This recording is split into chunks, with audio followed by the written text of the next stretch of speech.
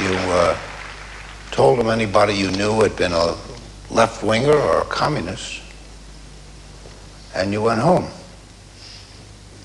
And if you said, I wasn't going to do that, I didn't know that these people had committed any crimes, and I'd known a lot of them in my days in the 30s, 20 years before, the farce was too much to stomach.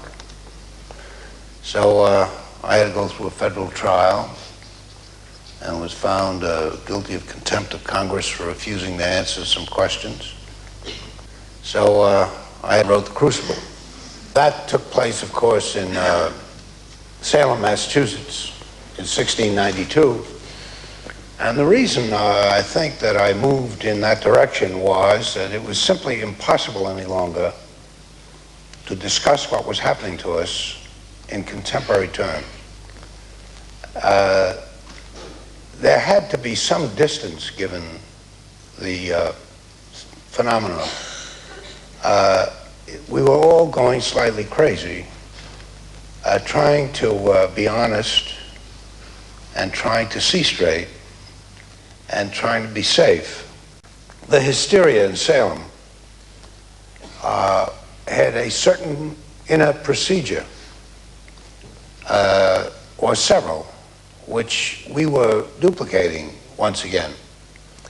And that perhaps by revealing the nature of that procedure, some light could be thrown on what we were doing to ourselves. And that's how that play came to be. Now, the characters in The Crucible are pressed to not only confess, but to name names, to name other names. And that, of course, was going on at the time. Indeed, it was going on at the time and involving some of your closest friends and associates. The writer who you probably admired most in the 30s, as far as I can recall, Clifford Odets, who named name,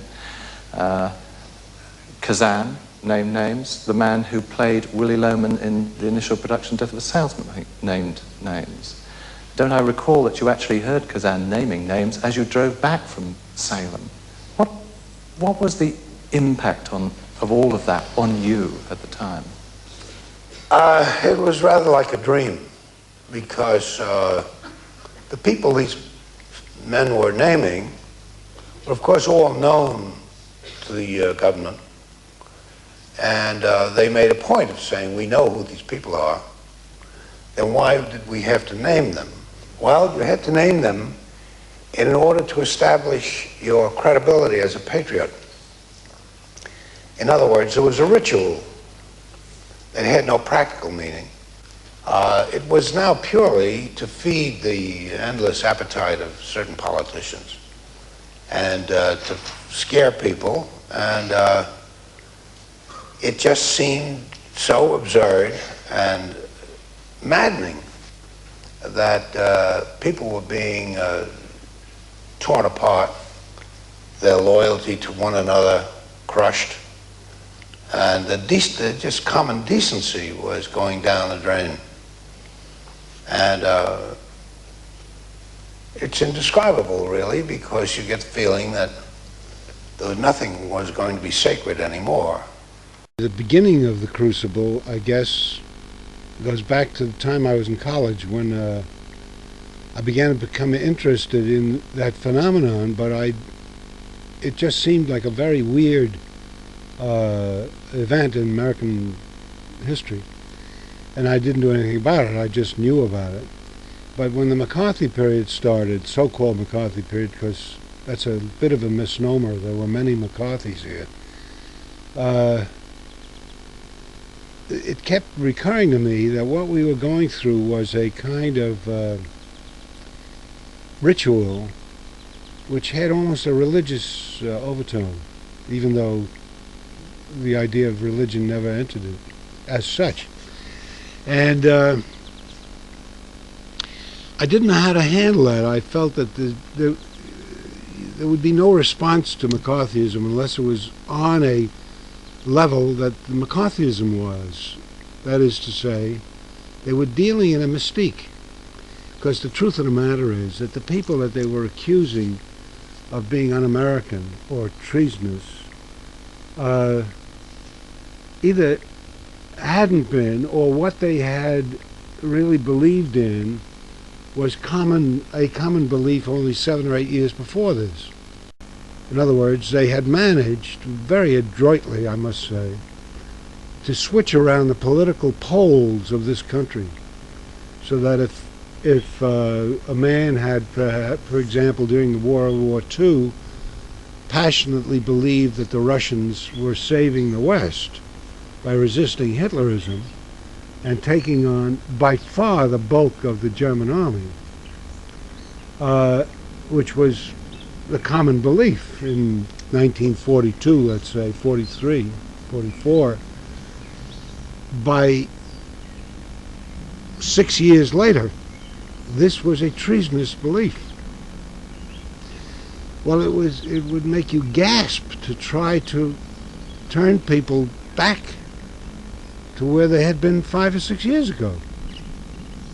And the logic didn't have any part in this.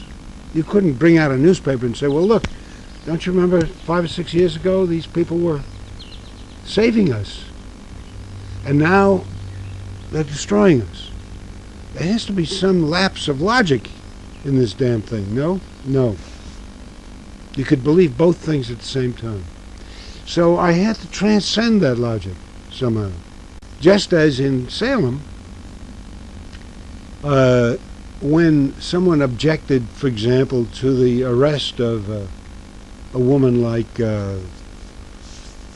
Rebecca Nurse, who was renowned all over the place for being a very devout lady, and she had, which was unusual at the time, set up a charity for poor people, because unlike the usual romantic picture of New England at the time, there was a certain large number of people who had neither land nor a job, were sleeping in ditches, were outcasts practically because they were poor, and a lot of them were drunks, and so on. And she attempted to do something about these people. So, when she was accused of witchcraft and somebody said, well, how is that possible? She's done nothing but good in her life. As I have the Reverend Hales say in the play, remember, until an hour before the devil fell, God thought him beautiful in heaven. That's exactly the kind of person that would be a traitor, is the one who doesn't appear to be. These are the most perfectly disguised witches.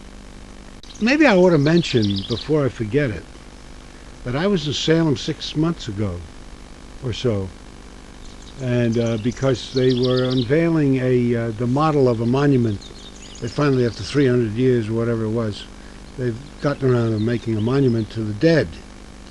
And I had a press conference there, and these were people from all the big newspapers and wire services. And I realized in talking to them that they kept referring to them as witches. The idea being that you shouldn't hang witches. You shouldn't kill witches. Presumably you should, I don't know what, put them in jail or exorcise them. And I said, hey, wait a minute. These people weren't witches. There was a dead silence came. I said these were innocent political victims of a manufactured Holocaust. Well, I can't tell you the dislocation of the mind that occurred. And one woman, actually from the Boston Globe, the reporter said, but you mean there was no evil among them?